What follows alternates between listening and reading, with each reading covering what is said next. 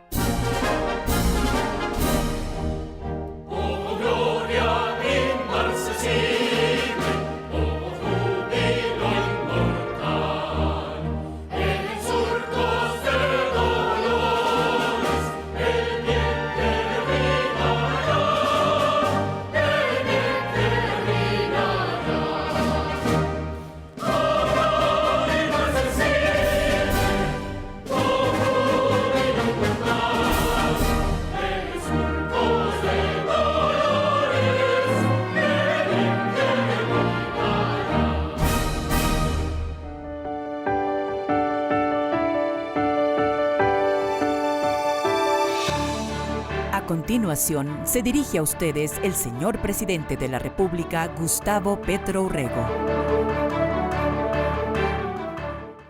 Hemos decidido hacer estos consejos de ministros, no todos obviamente porque aburro a los televidentes, estos consejos son de horas y horas y a veces llegan hasta la medianoche y más. Porque la democracia es que el pueblo pueda vigilar, participar y decidir. Y los conciliabulos secretos, los actos administrativos que se toman entre las tinieblas, a algunos toca cuando son de seguridad nacional y otros, pero en su mayoría todo acto administrativo debe ser público y transparente, si no, esto no es una democracia. Y como nosotros hemos decidido que el gobierno de cambio debe profundizar la democracia en Colombia porque casi no existe, hemos tenido más bien es una aristocracia que yo prefiero llamar oligarquía, donde en vez de administrar y gobernar se hacen negocios, pues yo prefiero que el pueblo sepa qué decimos nosotros, porque aquí no tenemos nada que ocultar. Y porque hay que demostrarlo, no solamente decirlo. Esto obviamente implica cambios en la manera de ser administrativo. En todos los, casi que en todos los aspectos, porque un pueblo vigilante hace que la política como teatro desaparezca, que la mentira como política desaparezca, que la doble moral y la falta de franqueza desaparezca, que la actividad pública debe ser eso, al servicio de lo público. Y si no, nosotros no somos el cambio y queremos ser el cambio, para eso nos eligió el pueblo. No hay otra razón del pueblo por la cual Petro es presidente que cambiar este país, porque este país está matando, no el país, sino los gobiernos, están matando a la gente, sea de hambre, sea físicamente, como lo estamos viendo en la escombrera. Y nosotros no hacemos eso. Nosotros queremos que la gente viva. Y una gente viva profundamente es una gente que no solamente resuelve sus necesidades materiales de existencia, como la comida, sino también que sabe que hay unas necesidades espirituales entre las cuales poder gobernar su territorio y su país. Por eso hacemos esto público. No somos nosotros los que gobernamos, somos nosotros los que representamos al pueblo gobernando. Eso es una democracia. Y vamos a empezar, digamos, con toda la discusión que la misma oposición puede adelantar contra nosotros por hacer esto, porque tiene el derecho a controvertir. Nunca había estado en un consejo de gobierno, que cierta norma vuelve secreto. Cualquiera de ustedes que revele, ya lo han hecho otras personas aquí sentadas con nosotros, secretos del Consejo de Estado, comete un delito. Y a mí me parece que la política y el arte de gobernar no debe ser criminalizada, porque si no se pierde la libertad, como se viene perdiendo en Colombia aceleradamente. La política tiene que ser libre. Y la administración pues supeditada exclusivamente al pueblo y a ningún otro interés, por muy poderoso que sea, ni económico particular ni extranjero. Se nos aburrirán muchos televidentes, pues obvio, están acostumbrados a otro tipo de televisión. Esto yo lo aprendí, voy a ser sincero, en Cuba. Cuando no conocía eso fui, era en blanco y negro, y todo se transmitía, todas las reuniones se transmitían por la televisión pública. Y a mí me pareció interesante, porque si el pueblo puede ver lo que hablan y dicen en sus reuniones los gobernantes, pues pueden vigilarlo. Y entonces un artículo de la Constitución como la nuestra, que habla del Estado Social de Derecho, pues lo estamos aplicando porque no se aplica la Constitución. Hoy mismo creo que se demostró, pero aplicar la Constitución yo creo que es el acuerdo fundamental de los colombianos. Y por eso entonces estamos al aire, algunos se aburrirán, pero llegaremos hasta el final de este consejo, públicamente y en directo. Ahí a las 8 un partido, pues nosotros seguiremos aquí. Ese es el primer punto, que yo creo que se entienda. El segundo punto pues ya tiene que ver con las materias propiamente del Consejo. Yo quise un primer punto, que son los compromisos que ha hecho el presidente, que se han hecho en los consejos territoriales de gobierno, que mucha gente ha propuesto, que yo mismo he propuesto, que ustedes mismos han propuesto, pero quise hacer un ejercicio de saber de lo prometido que se ha cumplido. O sea, ¿cuál es el grado de cumplimiento de este gobierno? Con su programa presidencial de gobierno que votó el pueblo por él y con las mismas acciones que nosotros adelantamos con la población, porque hemos querido ser abiertos al pueblo. A veces me encierran mucho, no me dejan conectar el pueblo, pero oye, como decía Turbay, el presidente es el preso número 1 de Colombia. Entonces el ejercicio siempre ha establecido en el diálogo popular una serie de compromisos de gobierno con la gente. Nosotros obedecemos a la gente. Entonces he hecho un trabajo, me lo ha hecho pues Benedetti, que está aquí sentado con Juliana, que no se pone su cachucha, pero se las quiero presentar porque esa cachucha me la acaban de regalar, entonces se la pedí prestada, pero que pueda conocer la gente a Juliana.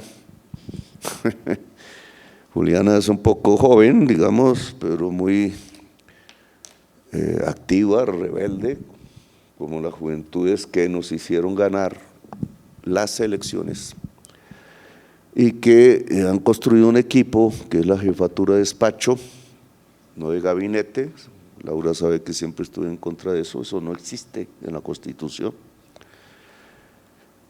No hay un intermediario entre el ministro, la ministra y el presidente. La Constitución dice, lo acabo de escribir un trino, porque un periódico del Tiempo, como casi siempre, se equivoca.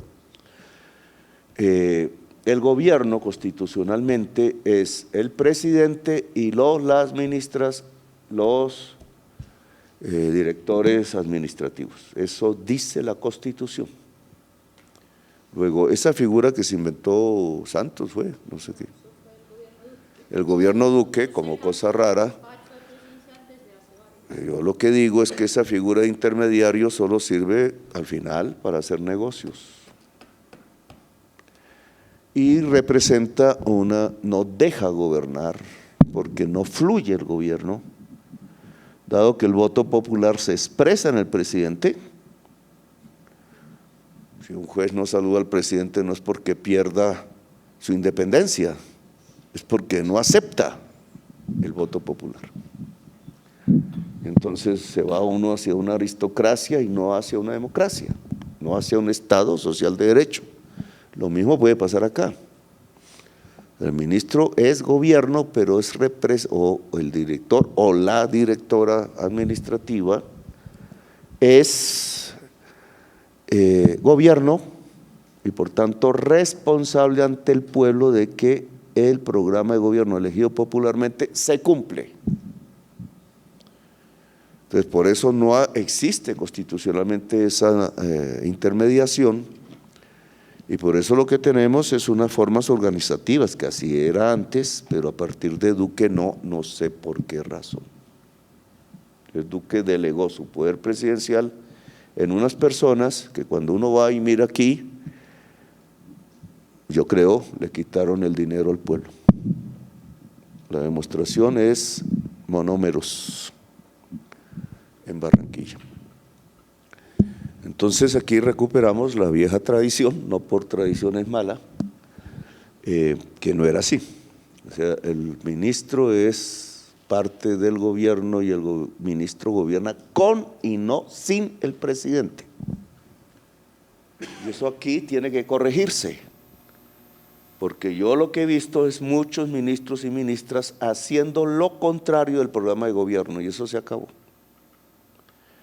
Y la demostración es esto, el trabajo que hizo la señora María Fernanda Gaitán, que viene aquí de antes, no la pusimos nosotros, creo, la pusimos nosotros, la puso Liscano, que está en una unidad que se llama de cumplimiento, precisamente junto al despacho del presidente, que es precisamente para saber o no saber cómo va el programa de gobierno y que pues aquí ha presentado un trabajo a través del jefe de despacho y de Juliana, que aquí está haciendo estos datos, que dicen lo siguiente. En términos de compromisos presidenciales, hechos en reuniones con el pueblo, aquí no hemos entrado al programa de gobierno, que ya presentaremos informe. Compromisos presidenciales en las reuniones con el pueblo, en diferentes regiones de Colombia, porque yo me he dedicado a andar los caminos. Caminante no hay camino, como dice la canción. Y entonces el camino se hace caminando. Esto son 146, se recogen compromisos presidenciales. En total, ¿no? En total son 195 compromisos, casi 200, hechos en las reuniones con el pueblo. De frente al pueblo, o escuchando al pueblo y hablando frente al pueblo. Cada ministro ha ido a esas, excepto los nuevos, reuniones, porque se han llamado gobiernos con el pueblo. No es una imitación de lo que hacía Uribe y las FARC juntos, cada cual por su lado, pero lo mismo. Se oye al pueblo y no se le hace caso. Ojo, porque entonces esa es la vieja audiencia del rey español. Oír pero no cumplir, porque el rey es el poder y no el pueblo es súbdito. En una democracia no es así, no existe rey. Las revoluciones le quitaron la cabeza al rey.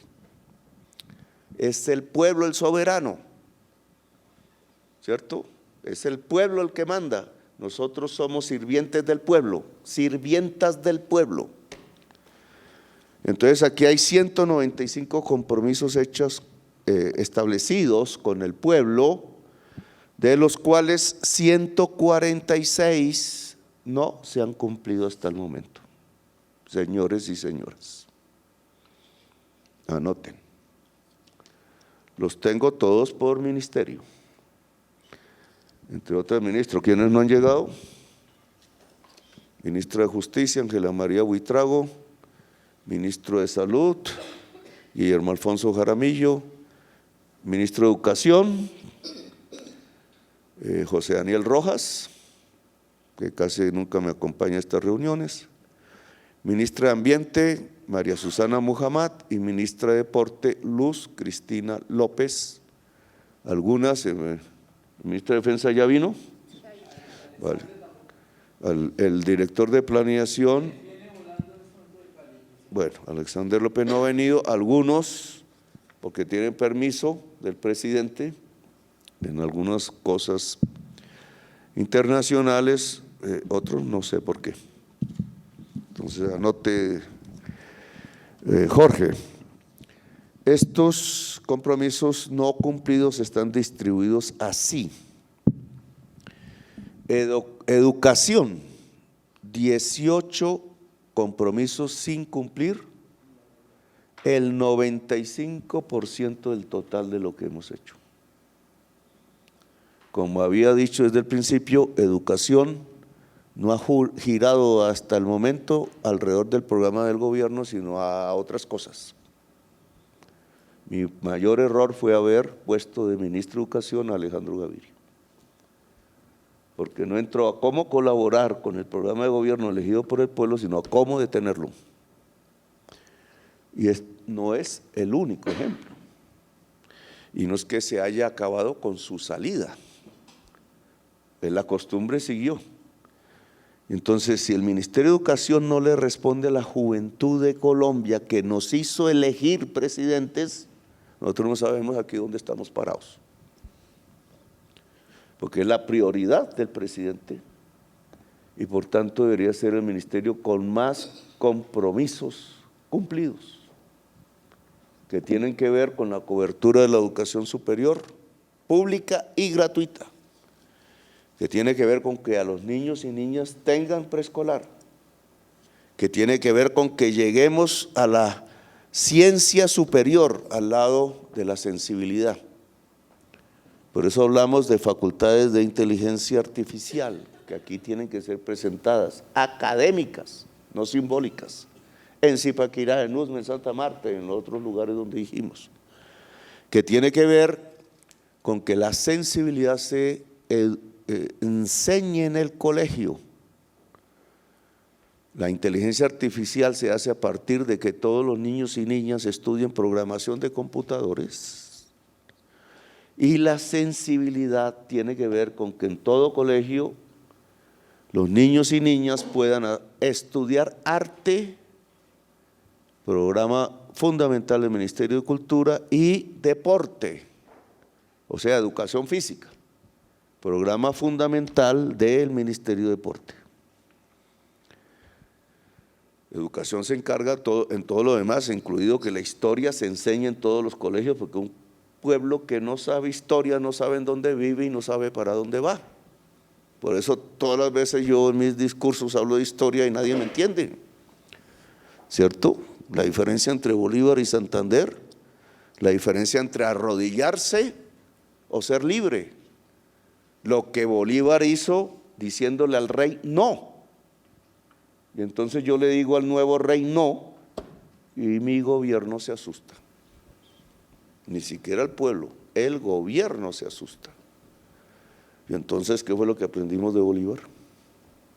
Pero como no conocemos la historia, no la leemos, no hay un estudio desde niño, el que quiso, creo que fue Gaviria, quitar los estudios de historia, lo que quiere es un pueblo desmemoriado. Y un pueblo desmemoriado lo tratan como un rebaño y el rebaño va al matadero, como ha pasado en la historia reciente de Colombia. Nos hemos dejado matar. Entonces, energía. Estoy en orden de incumplimiento, compañero Camacho. En orden de incumplimiento. Energía, 16 proyectos sin cumplir, el 84%. Que energía tiene que ver con el tránsito a energías limpias. Aquí yo junté energía con Ecopetrol, porque usted sabe que depende del ministerio, depende formalmente del Ministerio de Educación. ¿Dónde está Roa? La junta directiva es del gobierno, porque somos la mayoría accionaria. Y cuando nosotros vemos que el tránsito a energías limpias no es lo suficientemente rápido, es porque su principal operador no lo está haciendo rápidamente, que es Ecopetrol. El Tiempo saca un titular que dice, hoy en primera página, que dice Ecopetrol mantendrá las operaciones de fracking en Estados Unidos hasta el 2026. ¿Qué quiere decir eso? Ministro, si nosotros estamos contra el fracking. ¿Por qué estamos contra el fracking? Porque es la muerte de la naturaleza y la muerte de la humanidad. Y yo quiero que se venda esa operación para invertirlo en energías limpias en Colombia. Que se discuta técnicamente, económicamente, pero no puede ser que nosotros estemos por la muerte y no por la vida, no en este gobierno. Claro, si el pueblo quiere votar por la muerte en el 2026, pues se le respeta. Quizá no nos dejemos matar, es lo único que podemos hacer. Pero yo le voy a pedir al pueblo que vote por la vida, porque no hay más camino para la humanidad que detener el capital fósil. Y usted, ministro, sabe de lo que hablo. Entonces, se están incumpliendo porque los petroleros nos están ganando la partida. Porque les tenemos miedo, y yo no les tengo miedo. Entonces tome nota. Defensa, 15 sin cumplir, de 23 el 65%. Hay que decir que contrariamente a el prejuicio, el ejército no está con el presidente, el ejército le va a dar un golpe al presidente, era lo que pensaba la oligarquía. Fíjese que es comparativamente en términos de porcentaje uno de los ministerios que más nos han cumplido. Más nos han cumplido. Esto tiene que ver con algo, porque también el Tiempo en su primera página, claro, el Tiempo dirá que el presidente solo lee el Tiempo, pero hoy al desayunar leí la primera página, así la hojeé, entonces tengo eso en la cabeza porque le iba a responder por trinos, pero le respondo desde el Consejo de Ministros. Ve, llegó el ministro de Educación, bravo. Entonces, ya pasé por educación, ministro. Espero que le digan sus compañeros qué fue lo que dije. Entonces, en defensa, ministro Iván, hay 15 incumplidos de 23. Yo pienso que en los que hemos cumplido aquí está contabilizado el que hemos logrado subir el salario al soldado. Pero ¿cómo se puede decir que es honor héroes mandarlos al combate, hacerlos matar, hacer que maten ciudadanos inocentes, como pasó en los 6.402 jovencitos fusilados por el Estado? Mayor crimen contra la humanidad en el territorio americano en los últimos siglos, o no diría siglos, en las últimas décadas. Entonces nosotros dijimos, el soldado tiene que ser un ser digno como el agente de policía. No va a agredir a su congénere, a su hermano, si es digno. Y la dignidad comienza por el estómago y por las ideas, pero si el estómago no está lleno, ministro, pues obvio, lo vuelven manipulable y lo hacen girar su arma contra el pueblo. Y Bolívar ya lo dijo y lo repito 1000 veces. Maldito el soldado que voltee su arma contra el pueblo. El titular del prensa lo que quiere es voltear el arma del soldado contra el pueblo. Es lo que ha querido la oligarquía siempre, pero no lo puede permitir la democracia. Entonces, que asesinen al joven, que asesinen al diferente. No, un ejército no está para eso. Un ejército está para defender la nación y el pueblo, ministro. Y entonces yo me he encontrado con una serie de hechos en estos últimos días mágicos que quise contestarle a Trump desde mi dignidad y al frente del mar, el mar que por primera vez conocí. De noche, porque no tenía sueño. Qué tontería. Y donde me mostraron la foto de los señores de Brasil esposados. Y inmediatamente reaccioné, como creo que deberías reaccionar cualquier hombre o mujer que sepa de las ideas de Bolívar y por qué estamos nosotros como Colombia, la República de Colombia aquí. El que piense que se cometió un gran error diplomático tal, es que no se lo llevó nunca a Bolívar, ni lo entendió, ni entendió por qué somos independientes y soberanos, y por qué nos rebelamos contra un rey, y por qué vencimos el ejército más poderoso del mundo en nuestra tierra. Como los haitianos defendieron el ejército más poderoso del mundo, en ese momento francés napoleónico, que había derrotado a España, en sus tierras. Se nos olvida la historia, no la estudiamos y perdemos nuestra razón de ser. Nuestra razón de ser como república es la libertad y la democracia. Esa es nuestra razón de ser. Y vuelvo al tema. El ejército entonces quiere el tiempo, insinúa que la oficialidad del ejército está brava con el presidente porque se me fue un trino mal hecho, casi nunca me había pasado, pero me pasó. Entonces leamos la carrera de acontecimientos e interpretémosla. Entonces Petro está en sus sanos sentidos y se arrodilla a Trump, no ministra Laura.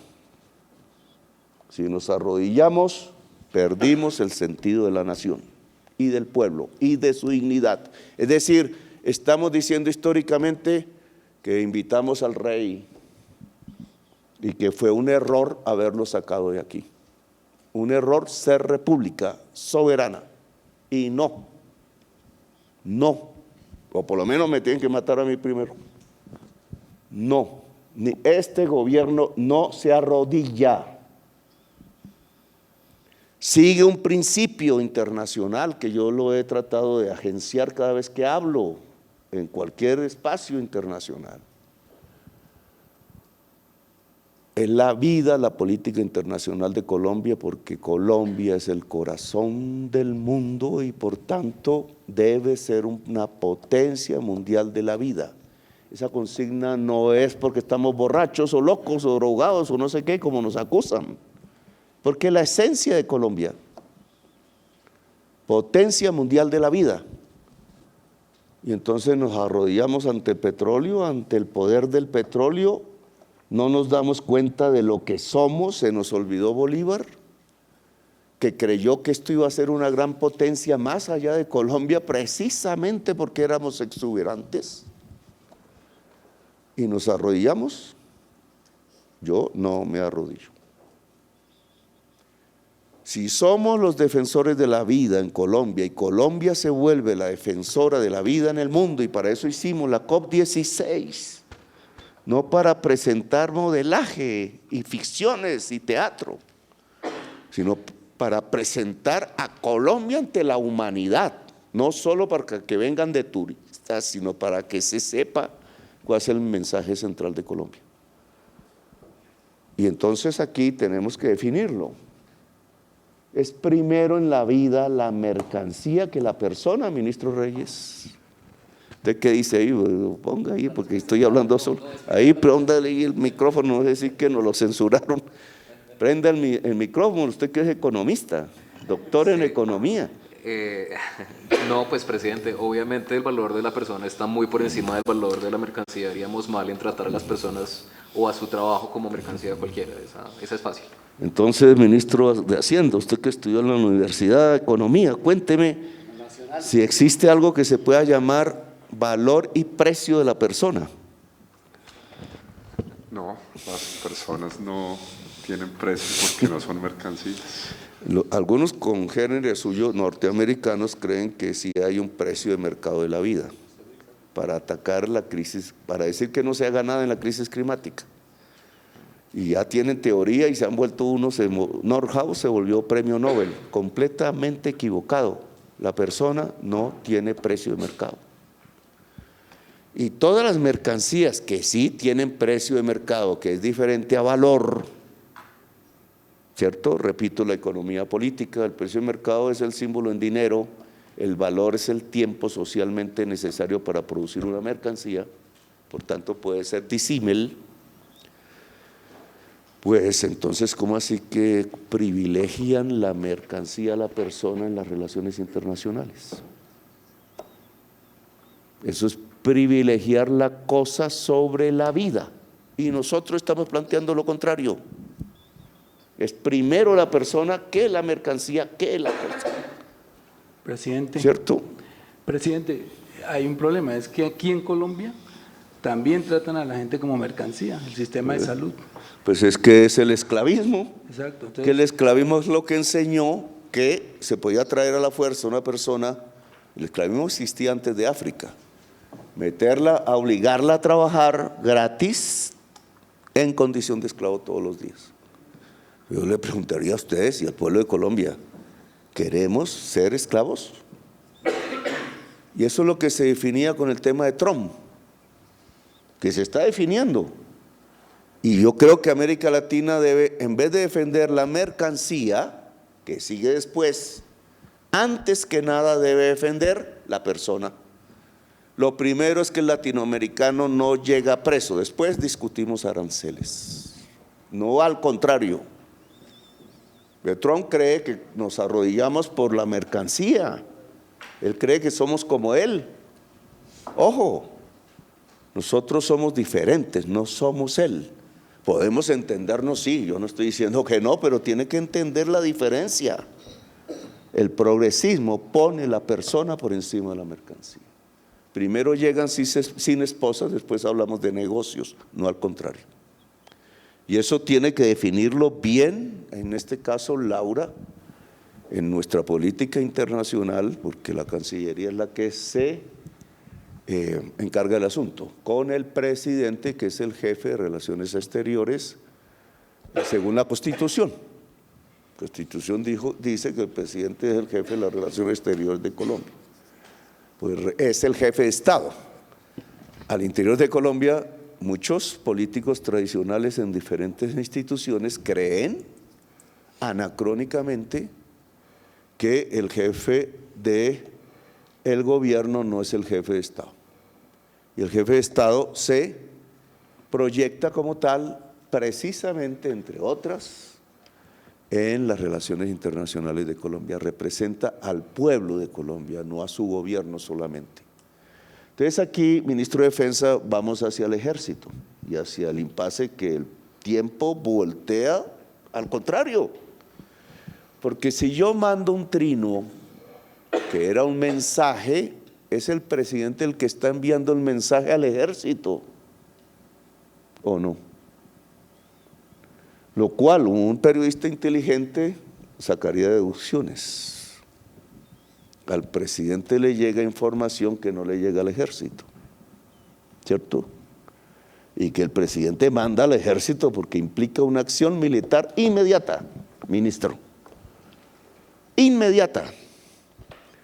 Y entonces, si las informaciones que tenemos es que nuestra estrategia con Venezuela, política internacional, funcionó, es decir, que están desactivando campamentos del ELN en Venezuela porque consideran que es valioso una relación diplomática sana con Colombia. Claro, puede discutirse las elecciones que nosotros no hemos reconocido, Y entonces, ¿qué pasó? Pues acaban de ver a Trump. Las diferencias de régimen no deben llevar al rompimiento diplomático. Bastante desgracia le pasó a Colombia y generó toda esta migración, porque fue Colombia, no los Estados Unidos, fue el señor Duque cerrando la frontera, terminó en un problema mundial como un boomerang que ahora trata de resolverse en los Estados Unidos, que le llegan los venezolanos que ellos mismos ayudaron a bloquear, con represión, con violencia y con indignidad. Entonces, ministro, si el Estado venezolano y su ejército hoy, no digo antes, están cumpliendo con el compromiso que hizo con usted de hacer una operación como Martillo, que saque los campamentos del ELN muy cómodos en Venezuela y entren a Colombia, el ejército de Colombia debe responder, porque es el momento. Los datos con coordenadas dentro del territorio colombiano, uno de los cuales se me escapó, que es un mortero del ELN, pero hemos enviado exactamente de la misma manera, en eso estaba yo, los datos de campamentos del ELN, los sitios por donde entran a Colombia, no es de inteligencia militar, porque si no hubiera sido así, al revés, el mensaje electrónico era el ejército avisándome a mí. El ejército no tiene que avisarme a mí dónde está el ELN, tienes que actuar, no avisarme. El ejército sabe en qué condiciones debe actuar, ya lo hemos discutido previamente. Entonces soy yo el que le envía los mensajes al ejército, aquí los tengo. Y no es Venezuela el que me da un informe de inteligencia, porque sería espionaje. Es el campesinado de Colombia, lo que no entendió el tiempo, Laura. Entonces el periodista, que no vamos a saber el nombre, ni me interesa, porque pensaba de ser libre, pero se equivocó. Y el mensaje es chueco y muy chueco, porque si soy yo el que envía la información al ejército, ¿quién me la envía a mí?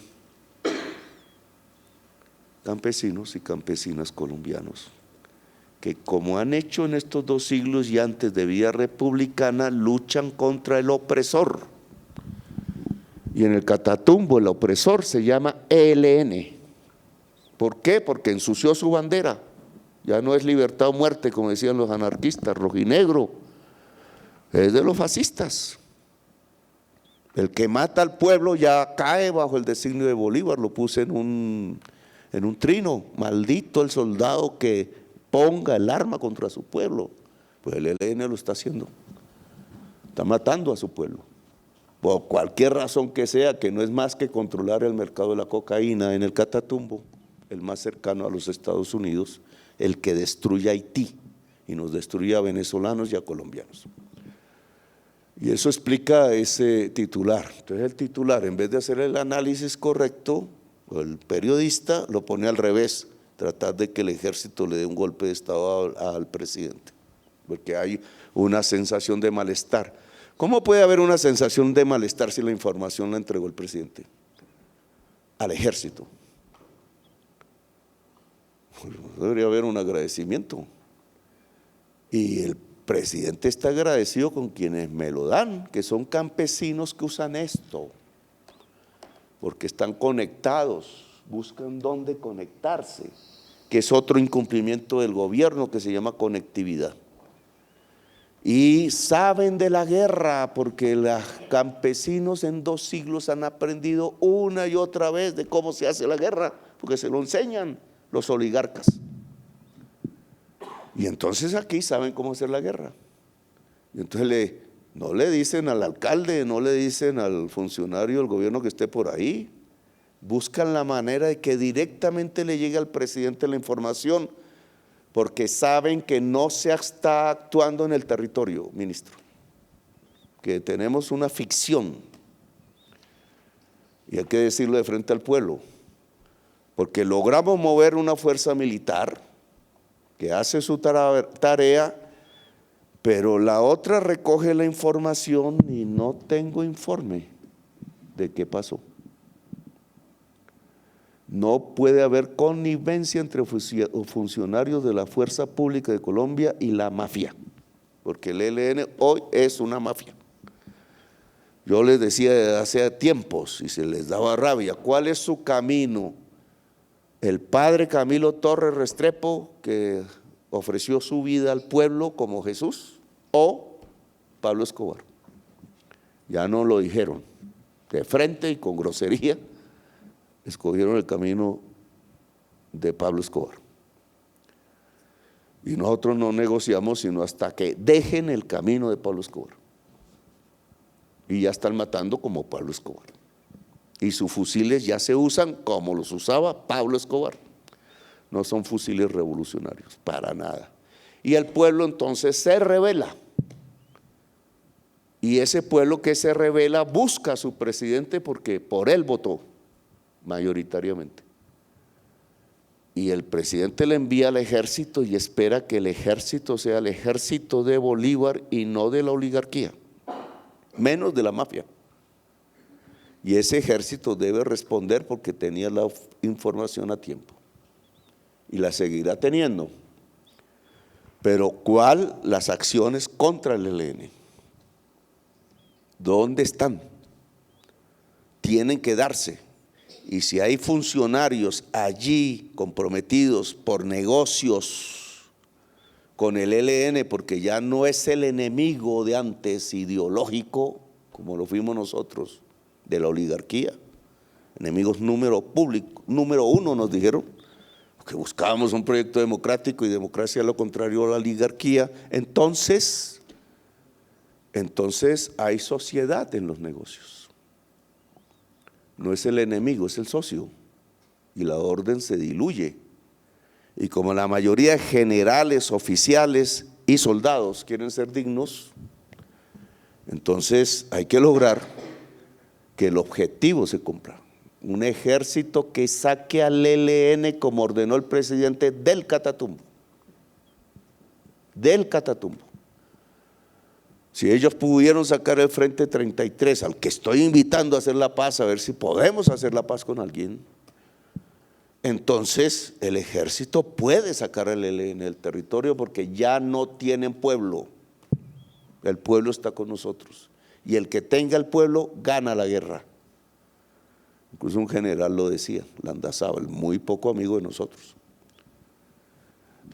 Y puedo seguir, compañeros y compañeras.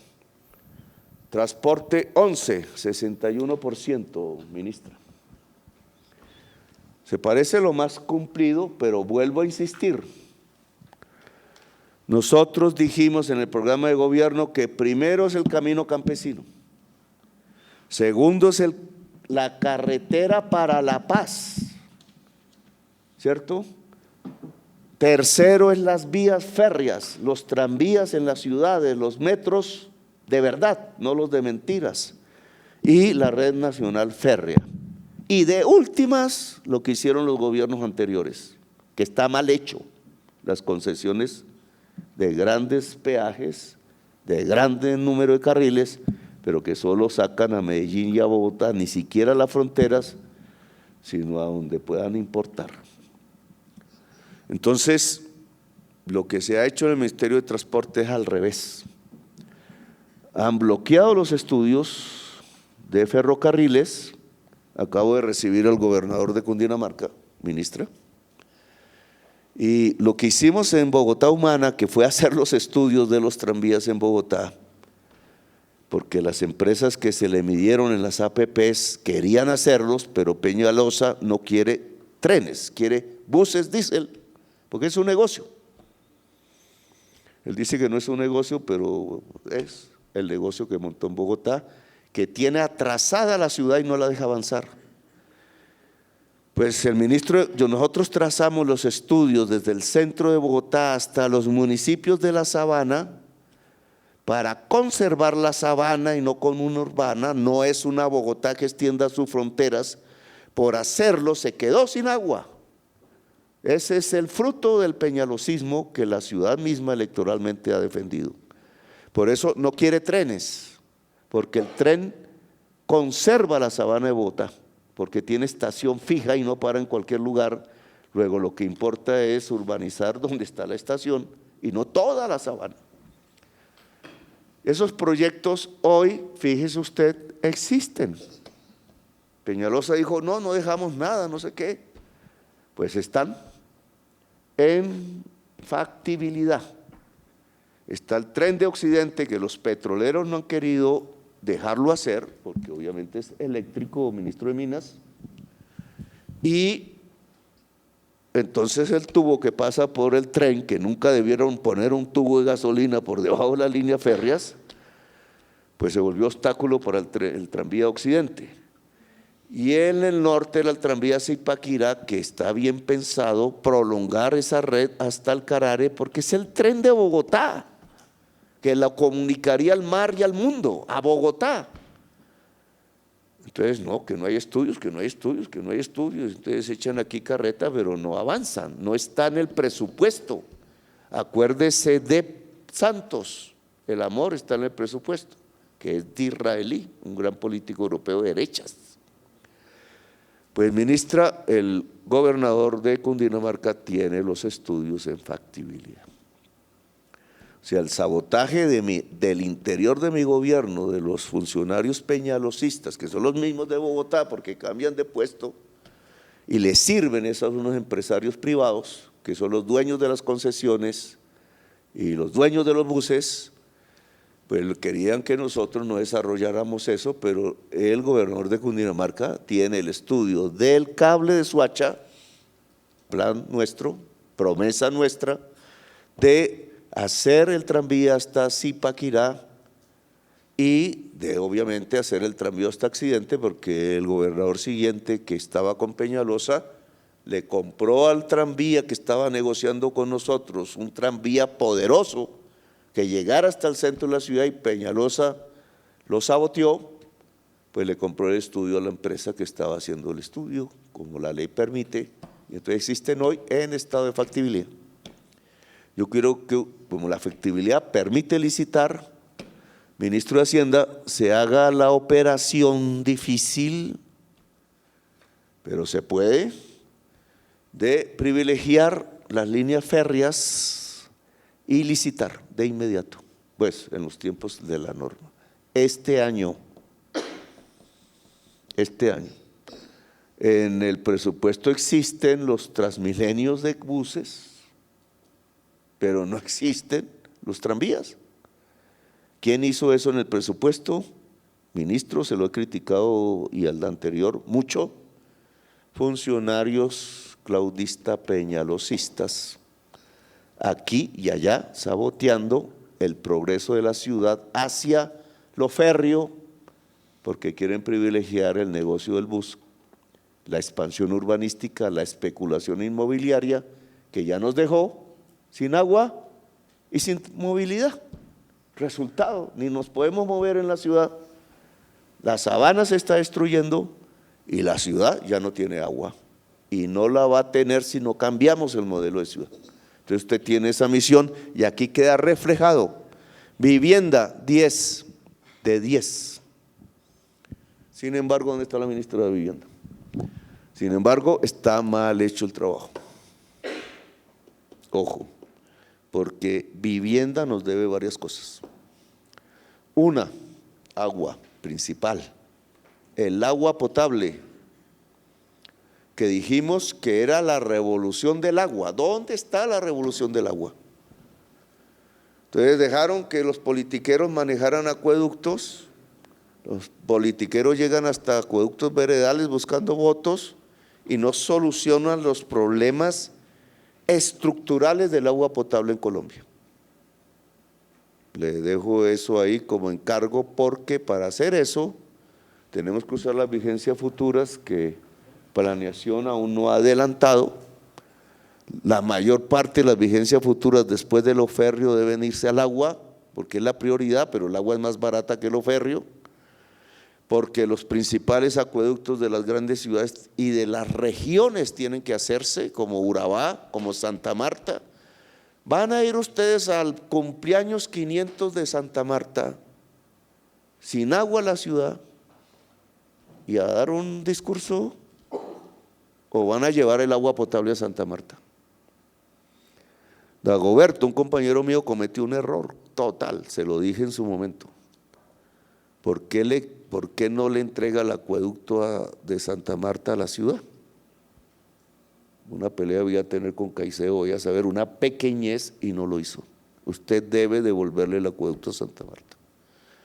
Y me entero que también le quitaron el acueducto a Valledupar. Eso va contra nuestra línea. ¿Quién maneja mejor el agua que la población del lugar? Si es la beneficiaria. Entonces eso es la superintendencia, no el ministerio, pero como el superintendente no llega aquí, quiero que se le devuelva el acueducto a Valledupar, y así por el estilo. Porque lo que debe ser, ahí sí, el Ministerio de Aguas, es resolver el problema de agua potable, no poner un problema a través de la superintendencia, que es parte de su ministerio. Y entonces, ¿dónde está el agua de Quibdó? ¿Dónde está el agua de Buenaventura? ¿Dónde está el agua de Tumaco? ¿Dónde está el agua de Urubá? ¿Dónde está el agua de Córdoba? Etcétera. El problema más grave de Colombia yo creo que es la ausencia de agua potable, porque por eso se mueren los niños. Y esta oligarquía no le importa a los niños, como ya vimos en Gaza. Les tiembla el pantalón cuando el presidente dice que rechaza el genocidio en Gaza y corta relaciones con Israel, y hay que cortarlas más hasta que no se resuelva el problema. Menos mal allá algo cuerdo, no drogado sino cuerdo, porque drogados deben estar los que tiran bombas sobre los niños de Gaza y quienes les aplauden. Es la vida misma. Entonces, ministro, usted tiene que hacer una estrategia alrededor de cómo cesa el conflicto entre israelíes y árabes en general, que está matando niños y niñas.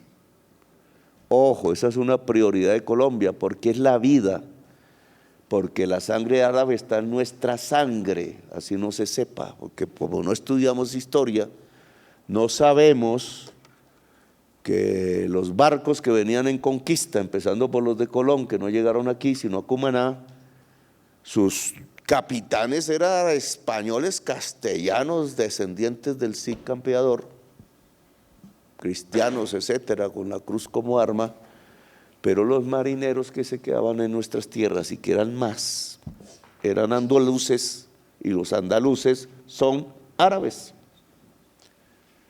En ese mismo año, 1492, salió el último árabe armado, pero los árabes desarmados se quedaron en ese territorio y llegaron los barcos hasta Santa Marta. Y entonces, ¿qué le vamos a decir a Santa Marta, ministro de Cultura? Vamos a hacer unos 500 años en donde nos arrodillamos a la conquista, desconociendo que los indígenas están allá arriba porque los obligaron a subir porque los iban a matar, a nombre de Dios. Eso, como me pasó en la alcaldía, que bajé el retrato de Jiménez de Quesada y puso el de Bolívar. ¿Y qué sucedió apenas me fui a la alcaldía? Lo primero que hizo Peñalosa, porque le hirió en el alma, porque ellos adoran los conquistadores y no la libertad, fue bajar el cuadro de Bolívar, que lo tienen por ahí en un cuarto de San Alejo, y poner el de Jiménez de Quesada. Mire qué insulto a la historia de Colombia. Es un insulto oligárquico, porque el ejército libertador era un ejército del pueblo, no de los oligarcas. Esa es la pelea con Santander, que aquí está detrás, no está detrás Bolívar, ¿cierto? No está detrás Bolívar, sino que lo ponen a un lado. Y eso tiene una significación.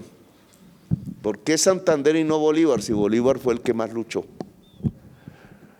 Eso tiene una explicación histórica, pero ahora, yo estoy dejando, ahora ustedes contestan, todos y todas. Pero quiero dejar mis inquietudes porque este es el informe de incumplimiento y es fatal. Y se lo digo al pueblo, porque me da vergüenza.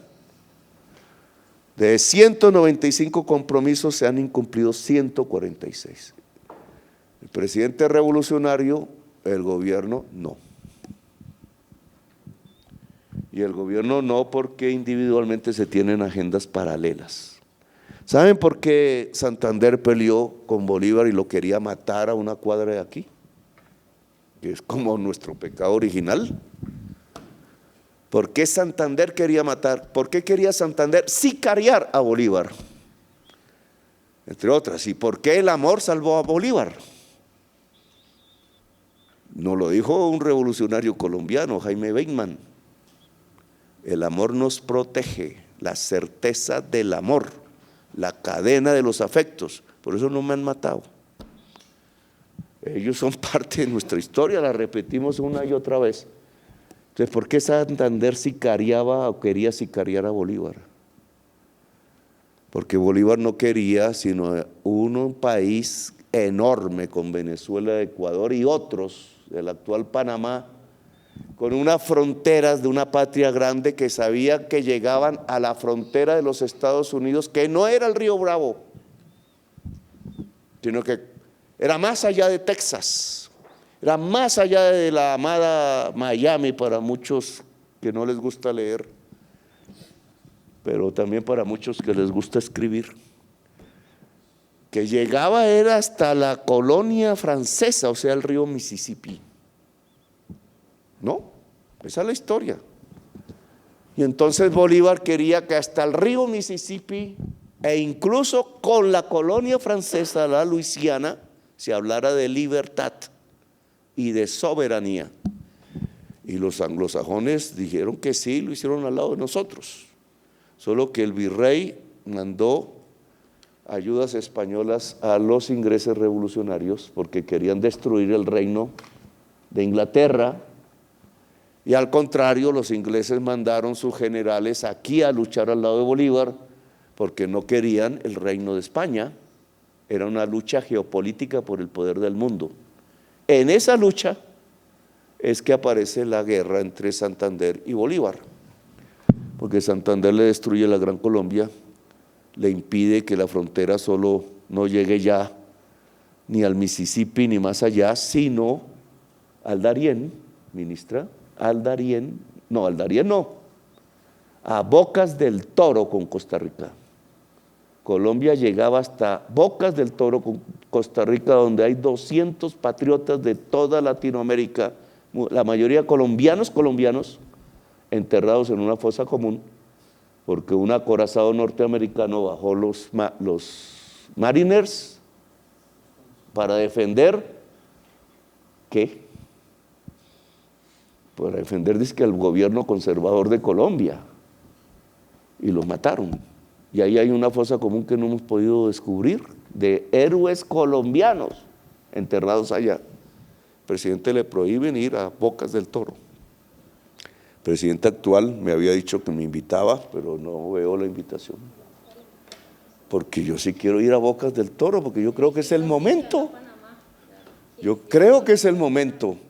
Porque el señor Rubio va a despedir a nuestros connacionales sin esposas, porque el presidente de Colombia dice que no, pero igual va a saludarlos así, a decir chao papá, en Panamá.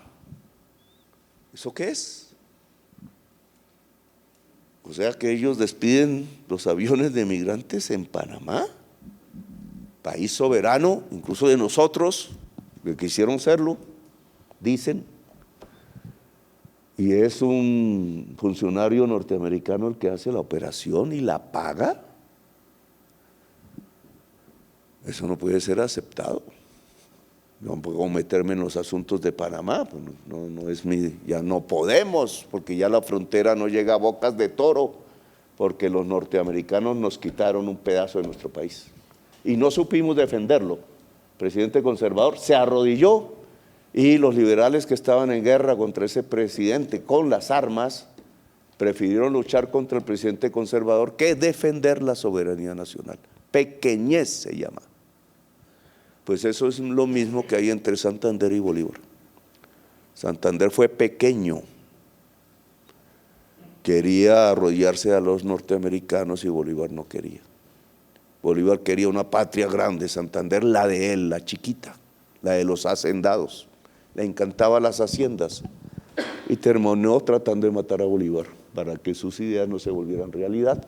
Y este consejo de ministros en donde he puesto, ojalá me siga, compañero, porque no es solo la cara del presidente. Aquí no lo pueden grabar. Vean, este cuadro lo puse yo, trate de girar, compañero. Ah, bueno, es un campesino de la tierra colombiana. Aquí no hay la figura de un campesino. Y es un poco de gente, sí es una historia. El cuadro, pintado por una boliviana, creo, lo saqué en la gélida Suecia. Siempre me traigo algún cuadro de las embajadas, porque están allá en las residencias, no en las embajadas. Les quité un bolívar aquí al compañero Benetti y así lo hago, pero estos cuadros siguen sin ser vistos por el pueblo. Entonces le he pedido a Jorge que abra este palacio hasta el último rincón al pueblo. Los palacios o se derrumban con los cañonazos de los marineros o son del pueblo. Pero esta aristocracia que quiere seguir viendo aristocracia y que hace estos palacios escondidos de mentiras, porque esto no tiene más de un... Lo construyó Turbay. Esto no es un palacio, esto es una mentira, una ficción de la oligarquía que se cree que son reyes y reinas y que la gente del pueblo son súbditos. Y esto es una democracia y una república. Eso creó Bolívar. Y por tanto los monarcas no existen, ni la aristocracia. Los funcionarios públicos no son aristocracia, son sirvientes del pueblo. Entonces aquí este cuadro de Bolívar vuelve a su derecho, no a la derecha de Santander, sino al derecho, el libertador, no el opresor, el libertador de esclavos, no el esclavista, el que hizo un ejército con negros y campesinos, y no el que quiso una aristocracia, el que quiso una democracia y renunció a la dictadura. Hoy en el Consejo de Estado me lo decían, fue el que creó el Consejo de Estado en el 1817, porque quería un poder judicial independiente. Un poder judicial independiente no significa que se burla del jefe de Estado, sino que coordina con el jefe de Estado los poderes públicos, pero no deja que cese la autonomía y la independencia, porque si no hay una dictadura. Y nosotros somos demócratas radicales. Le hacemos caso, pero guardamos nuestro derecho a la crítica. Volvemos. Entonces, les expliqué por qué Bolívar es tan perseguido en Colombia, pero es porque es soberano. Y entonces no quiero un pueblo que se asuste cuando decimos soberanía. Pero mucho menos quiero funcionarios que le tiemble el pantalón cuando decimos soberanía. Para nada. La política internacional de Colombia es la defensa de la vida y la defensa de su pueblo. Punto. Y su pueblo se trata con dignidad. Y si hay gobernantes latinoamericanos que aún crean que la mercancía es mejor que la persona, pues no saben qué es progresismo. Y aquí la América Latina siempre, desde que es libre, es progresista. Nosotros somos progresistas y Latinoamérica y su pueblo es progresista. Si no, estos cuadros no existirían aquí. Es un progresismo que triunfó sobre el mayor ejército del mundo y creó una idea revolucionaria que es república, con sus problemas, porque después de cada revolución, los hijos de la revolución los mata la revolución. Porque hay que hacer otra y otra y otra y otra y otra y otra y otra. Y no podemos descansar hasta que seamos humanidad libre. Vuelvo entonces a estos temas. Ministra de Vivienda, usted tiene que cambiar un poco los desarrollos de nuestro ministerio, porque no es solo subsidios, es antes que nada agua potable en donde no hay, para que no hayan niños muertos, para que no seamos como los que mandan bombas en Gaza, porque es la vida. Sin niños no hay vida más humana. Y la vivienda es primero la vivienda rural. ¿Cómo que el campesinado de Catatumbo no tiene una sola casa hecha por la comunidad, porque la comunidad hace sus casas, no los empresarios, pero con la ayuda del gobierno. Si no les cambiamos las casas, entienden por qué el campesinado está aún en el narcotráfico. Catatumbo, para sacarlo del narcotráfico, tiene que tener un gobierno que ayude a construir una economía legal, y eso se hace actuando. Y entonces, si somos no sé qué dice aquí, hola, si somos este gobierno de los incumplimientos, no va a haber paz en Colombia. La paz total es una ilusión. Y el país no se enciende, porque el narcotráfico es el mayor destructor del gobierno, no la droga ni la mata. La droga, por prohibirla y porque sale de la mata, entonces le echamos la culpa a la mata, o sea, al campesino, a la vida. Y resulta que no es así, es el que vuelve mercancía la mata con su producción y la prohíbe. Y entonces tiene unos precios así de altos. Y entonces, gracias a esa actividad de prohibir, nos dominan, porque el whisky no lo prohíben. Quisieron prohibirlo y no, ahí nació la mafia, y el vino no lo prohíben. Sus drogas no las prohíben, prohíben las que se hacen aquí. ¿Por qué? Porque es una excusa para humillarnos, para dominarnos.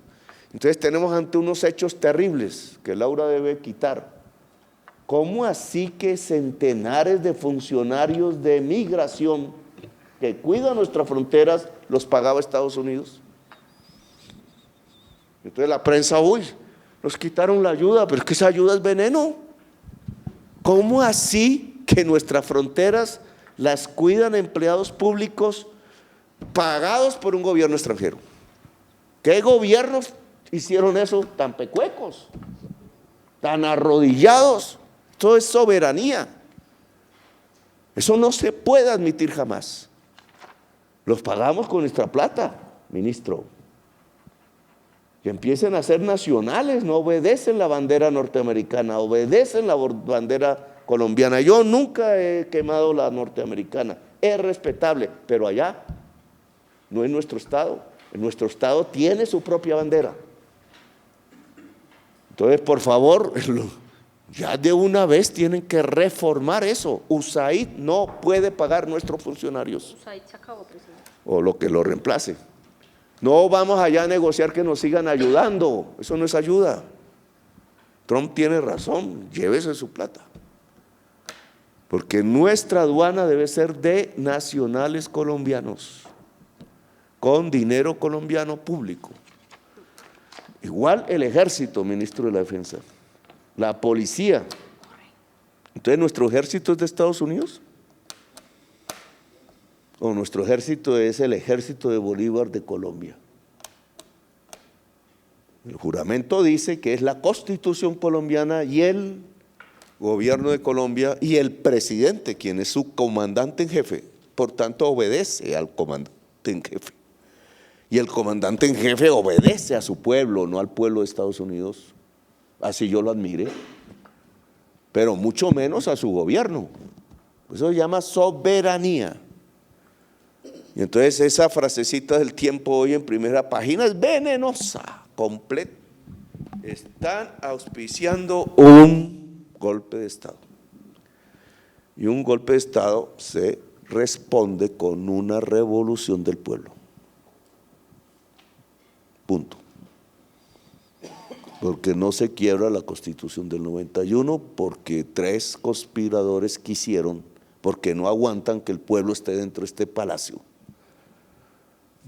Se resiste por parte del pueblo.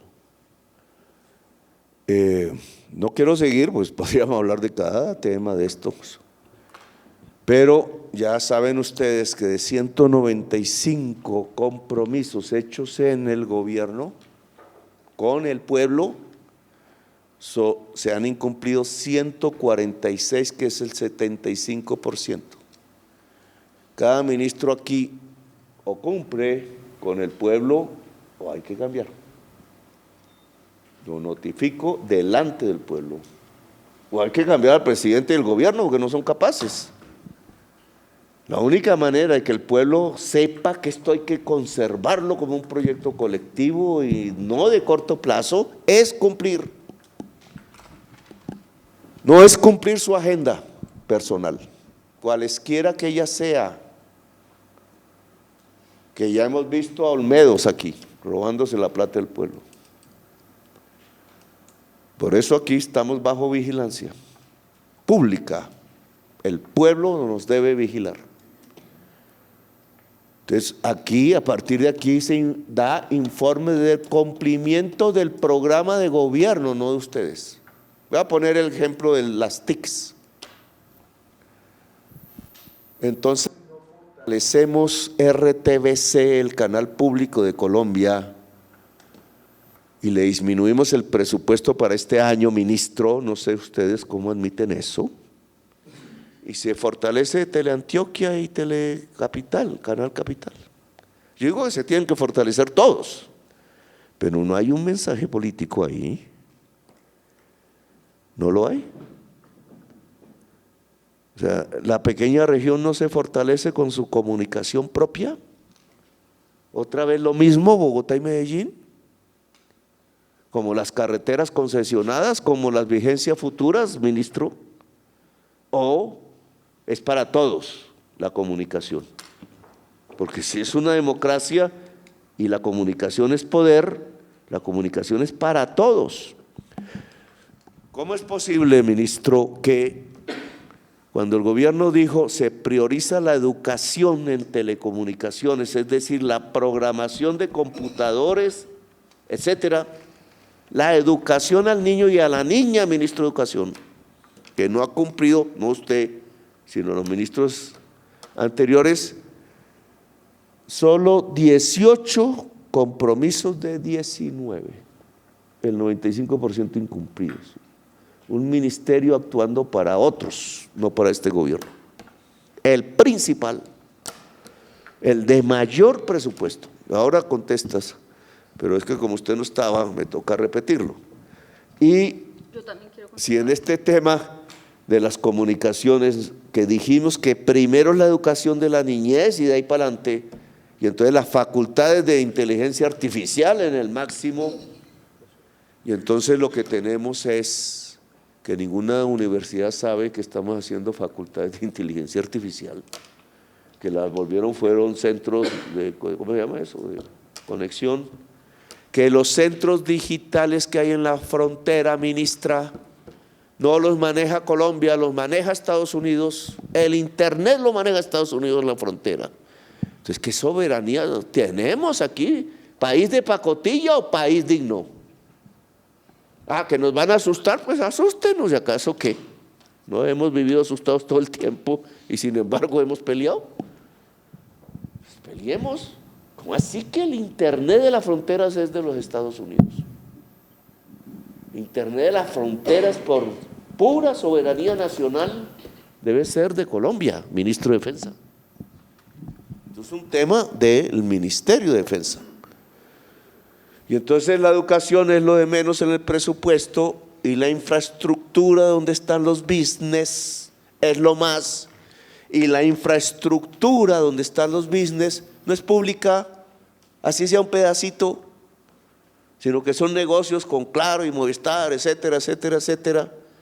Y entonces la empresa pública que aún podemos tener, que es Internetsa, me la siguen manteniendo bajo la presidencia de los uribistas. 2 años y medio luchando porque no sea así. Y no puede ser. Se va el gerente de Ecopetrol, se va el gerente de ISA, pero no se le puede seguir entregando la única posibilidad de tener un estructurador público serio de comunicaciones en Colombia, manejado por el uribismo, que fue el que se tomó con los fusiles Telecom y echó a sus trabajadores a la calle porque quería privatizar las comunicaciones, como si en la comunicación no estuviera el poder. Entonces, actuemos para que esto cambie. Cultura, hablaba de Santa Marta, ministro, porque me puse a hablar de Bolívar, que a Bolívar lo mataron en Santa Marta. Entonces los conquistadores llegaron hace 500 años a tomarse lo que hoy es Santa Marta y mataron los indígenas, y el libertador de contra la España monárquica lo mataron en Santa Marta. ¿Qué conmemoramos? Yo hice una propuesta a usted y a su viceministra, que es árabe. El Mediterráneo no es España. La Andalucía española sigue siendo parte árabe, parte castellana. El idioma que hablan los costeños y que yo perdí viene de Andalucía, como las Islas Canarias y como todo el Caribe. Y eso tiene una razón. Es que vinieron los andaluces, y los andaluces, la propia palabra lo indica, eran árabes del Mediterráneo.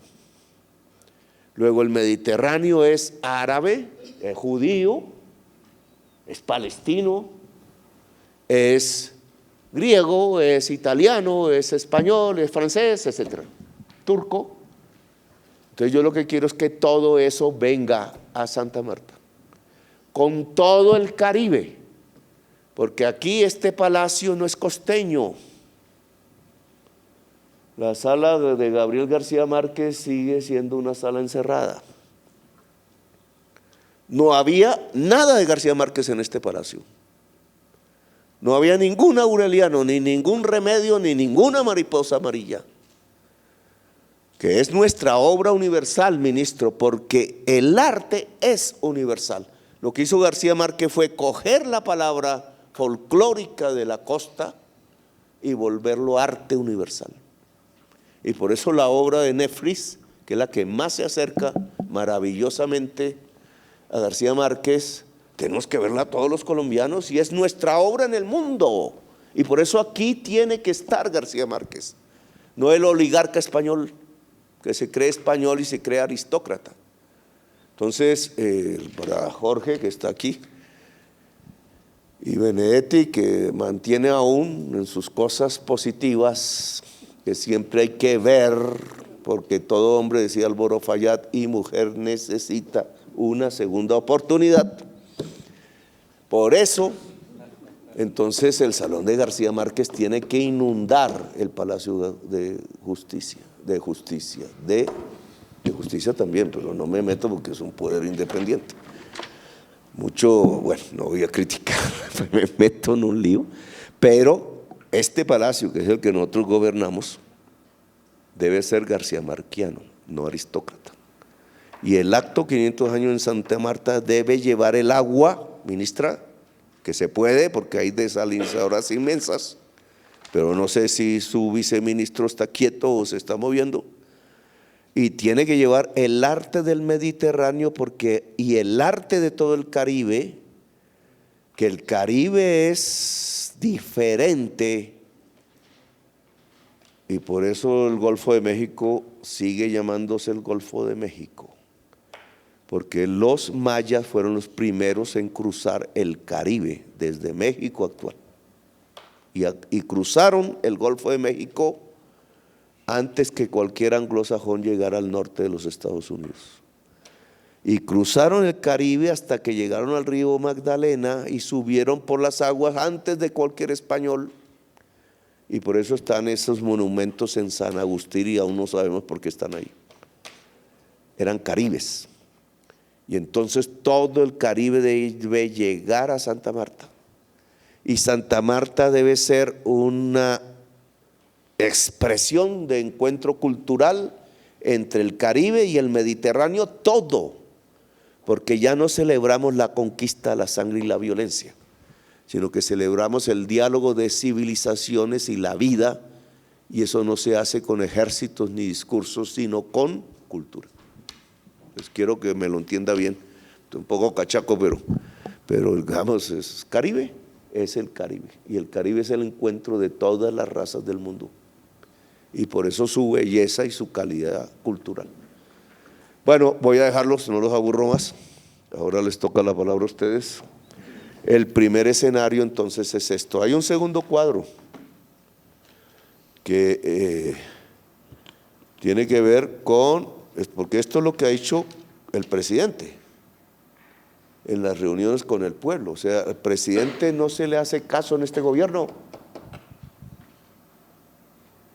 Y eso no es sino porque los ministros, primero, no creen en el presidente y en su proyecto, o sea, son postizos. Y segundo, porque hay una agenda paralela.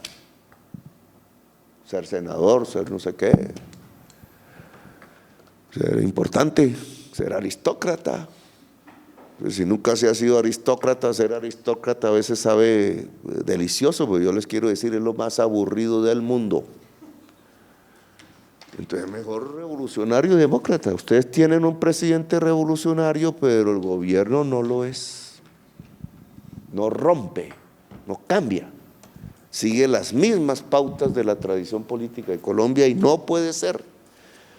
75% de las promesas del presidente en los consejos del gobierno no se han cumplido, pero cuando son los del pueblo con el gobierno que salen del pueblo, peor.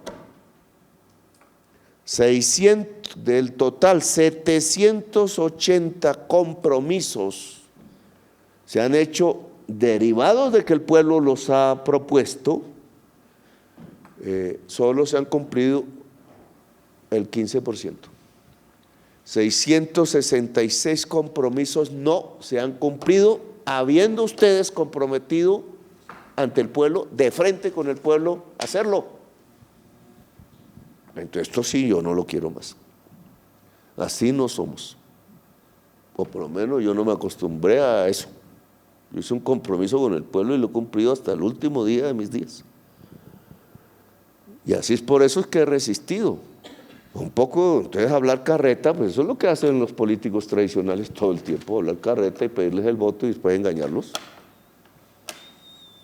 Empezamos a engañarlos cuando la plata del presupuesto, ministro de Hacienda, iba a las concesiones y no a las carreteras de la gente. Es por eso que la carretera del Catatumbo, a pesar de ser nuestra primera promesa aplaudida por el campesinado del Catatumbo, no existe. Búsquemela en el presupuesto de este año.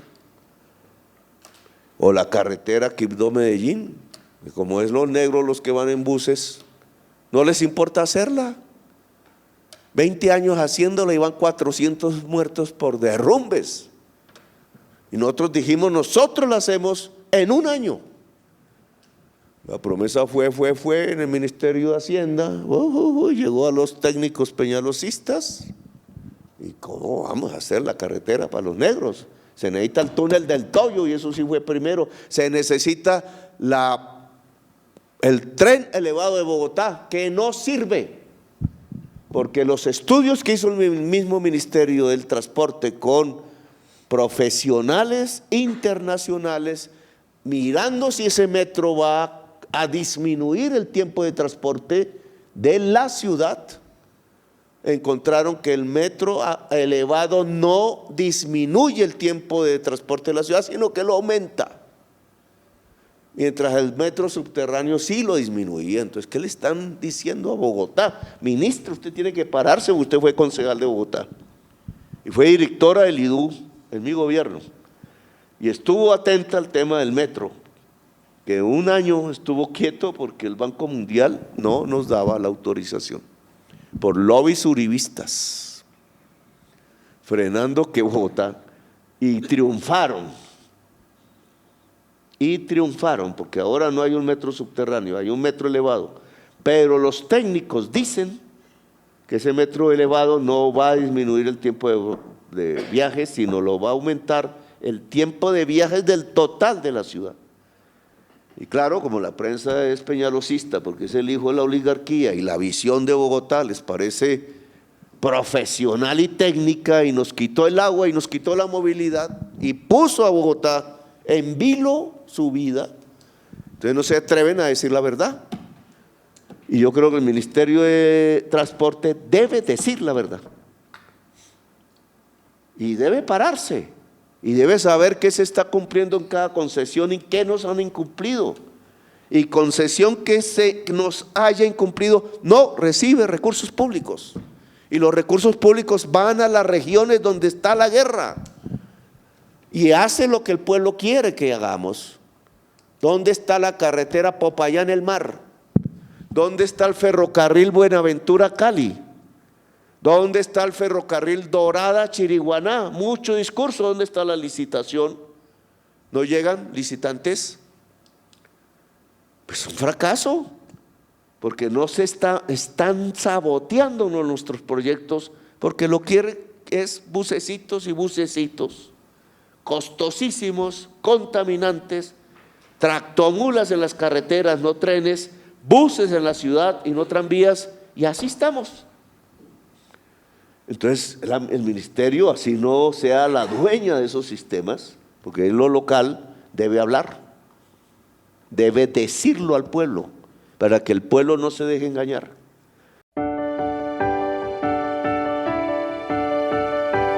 La anterior fue la locución del señor presidente de la República, Gustavo Petro Urrego. Este contenido fue financiado con recursos del Fondo Único de TIC.